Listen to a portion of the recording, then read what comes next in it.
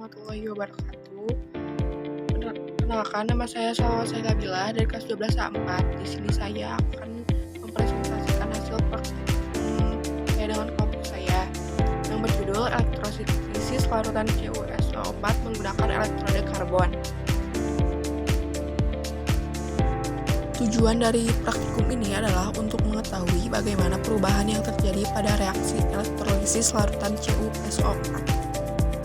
Dasar teori dari praktikum ini adalah sel elektrolisis adalah sel elektrokimia, di mana terjadi bentuk perubahan energi listrik menjadi energi kimia.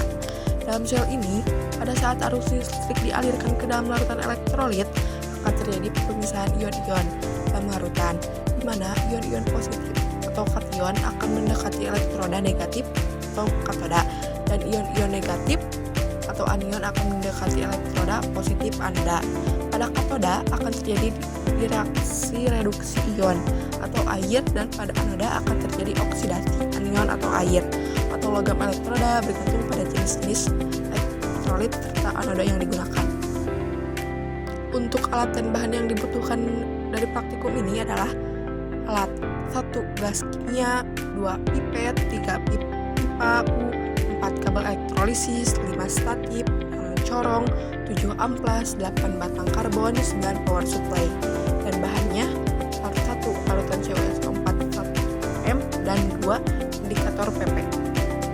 Nah, ini dia ada langkah-langkah kerjanya. 1. Menyiapkan alat dan bahan. 2. Menjepit baterai positif dengan kabel elektrolisis berwarna merah. 3. Menjepit baterai negatif dengan kabel elektrolisis berwarna hitam. 4. Memasukkan larutan CuSO4 ke dalam pipa U. 5. Memasukkan grafit ke dalam pipa U. 6. Mengamati perubahan yang terjadi. 7. Menghubungkan kedua elektroda dengan sumber arus listrik searah atau menggunakan power supply 9V. 8. Mengamati perubahan reaksi yang terjadi dan mencatat hasil perubahan pada masing-masing pipa U. 9. Memasukkan data yang diperoleh dalam tabel pengamatan. Dari hasil praktikum pengamatan ini, bisa melihat apa yang akan terjadi pada anode dan katode saat percobaan telah dilakukan. Nah, ini ada jawaban dari pertanyaan dari pembahasan praktikum ini. Pada katode terlihat ada gelembung yang bermunculan, dan pada anode terjadi pengendapan pada logam Cu. Kesimpulan dari praktikum ini adalah reaksi katoda atau elektroda negatif pada katoda ion tembaga Cu2+ mengalami reduksi, yaitu menerima 2 elektron untuk membentuk logam tembaga Cu yang mengendap di permukaan katoda. Reaksi yang terjadi adalah Cu2+ plus 2 elektron menjadi Cu. Akibatnya terdapat endapan tembaga pada katoda. Dan yang kedua, reaksi di anoda, elektroda positif.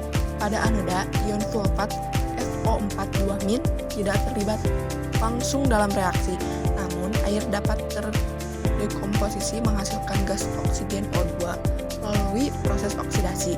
Reaksi di anoda adalah 2H2O direaksikan menjadi O2 plus 4H plus 4 elektron, sehingga gas oksigen terbentuk dan keluar dari anoda. Terima kasih, mohon maaf bila ada kesalahan kata atau penjelasan. Wassalamualaikum warahmatullahi wabarakatuh.